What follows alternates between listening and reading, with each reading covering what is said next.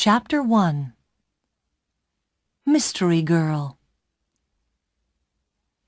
It all began on a beautiful spring morning in a village called Whistler in Canada.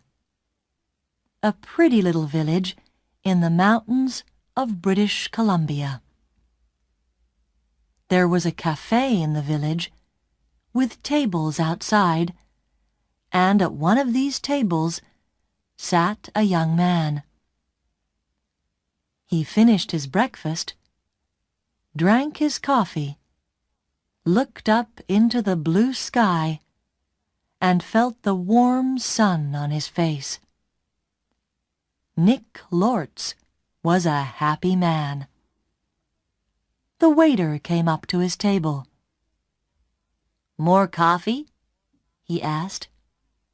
"Yeah, great," said Nick. He gave the waiter his coffee cup. The waiter looked at the camera on the table. "On vacation?" he said. "Where are you from?" "San Francisco," Nick said. He laughed. "But I'm not on vacation. I'm working. I'm a travel writer, and I'm doing a book on mountains in North America. I've got some great pictures of your mountain."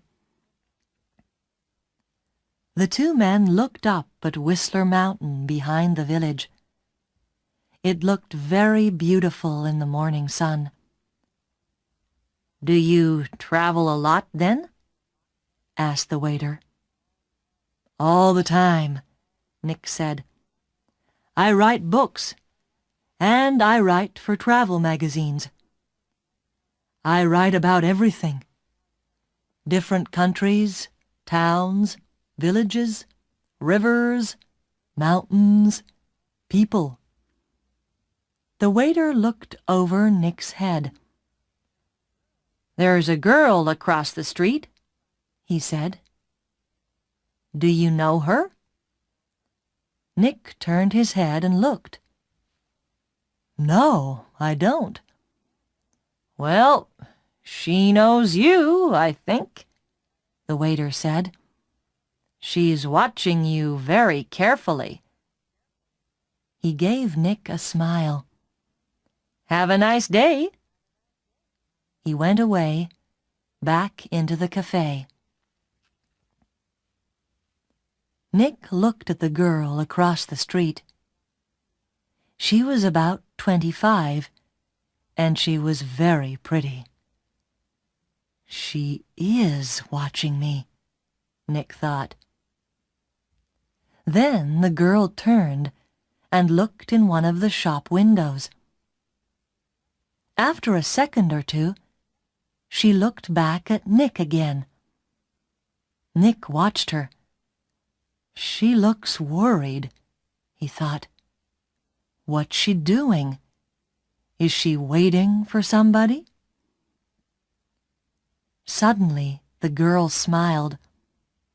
Then she walked across the street, came up to Nick's table, and sat down. She put her bag down on the table. The bag was half open. "Hi, I'm Jan," she said. "Do you remember me?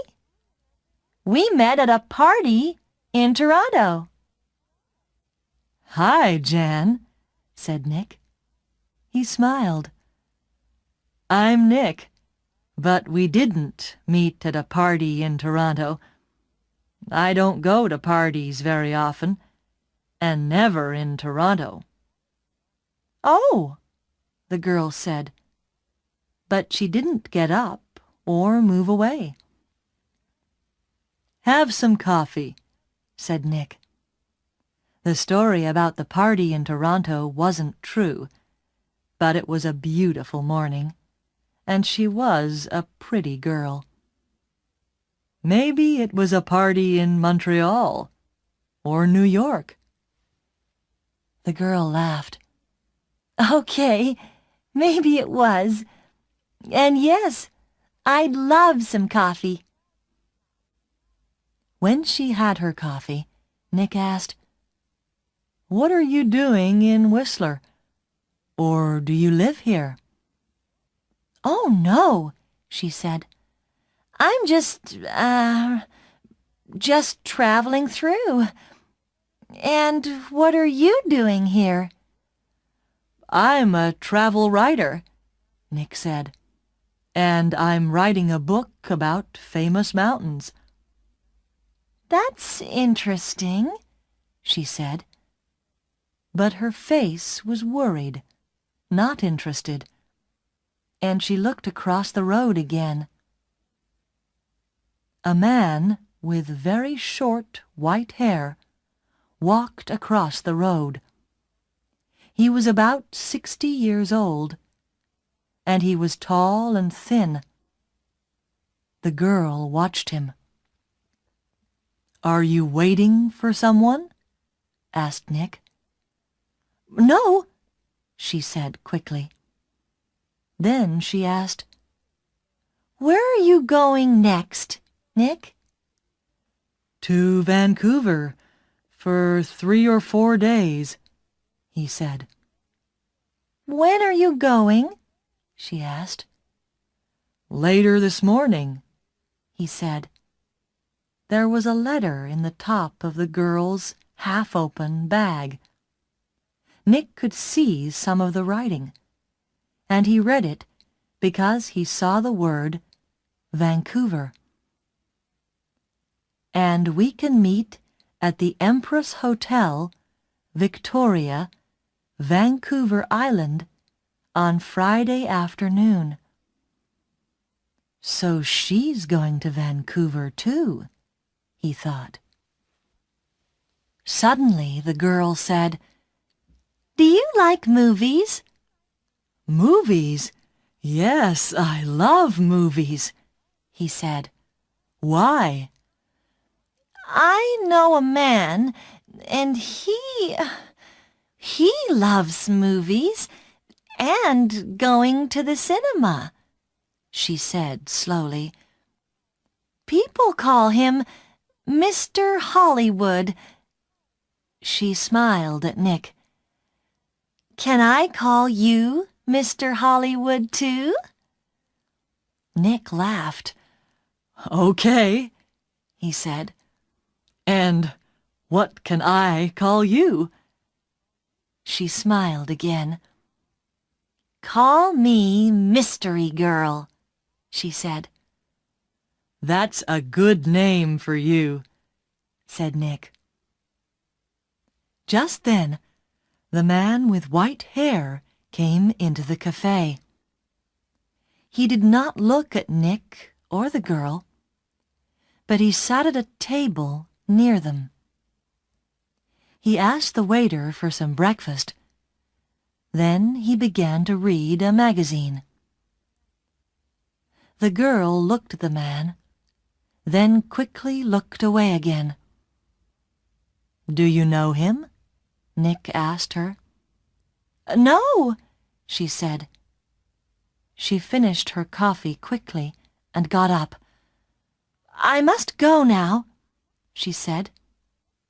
Nick stood up too.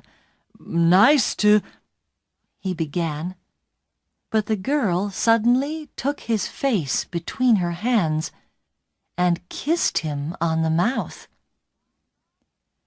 "Drive carefully, Mr. Hollywood. Goodbye," she said with a big, beautiful smile. Then she turned and walked quickly away. Nick sat down again and watched her. She walked down the road and into a big hotel. Now what, thought Nick, was that all about? The man with white hair watched Nick and waited. After 4 or 5 minutes, Nick finished his coffee, took his books and his camera, and left the cafe. His car was just outside the girl's hotel, and he walked slowly along the street to it. The man with white hair waited a second, then quickly followed Nick. From a window high up in the hotel, the girl looked down into the road. She saw Nick and the man with white hair about 50 yards behind him. Nick got into his car, and the man with white hair walked quickly to a red car across the street. 5 seconds later, Nick drove away in his blue car, and the red car began to follow him. When the girl saw this, she smiled, then went to put some things in her travel bag.